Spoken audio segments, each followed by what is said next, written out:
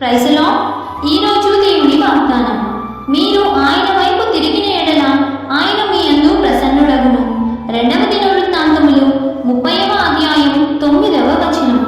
దేవుని చేత ఏర్పరచబడిన జనం అనగా దేవునికి విధేయత చూపి ఆయనను దేవునిగా అంగీకరించి నిలువబడిన రాజ్యం. దేవునిని అంగీకరించి ఆయన మాట చొప్పున చేయకుండా దూరంగా వెళ్తే ఆయన ఆశీర్వాదాన్ని, శాంతిని కోల్పోతాం. దేవుని చేత ఏర్పరచబడిన జనం అనగా దేవునికి విధేయత చూపి ఆయనను దేవునిగా అంగీకరించి నిలువబడిన రాజ్యం. దేవునిని అంగీకరించి ఆయన మాట చొప్పున చేయకుండా దూరంగా వెళ్తే ఆయన ఆశీర్వాదాన్ని, శాంతిని కోల్పోతాం. కాబట్టి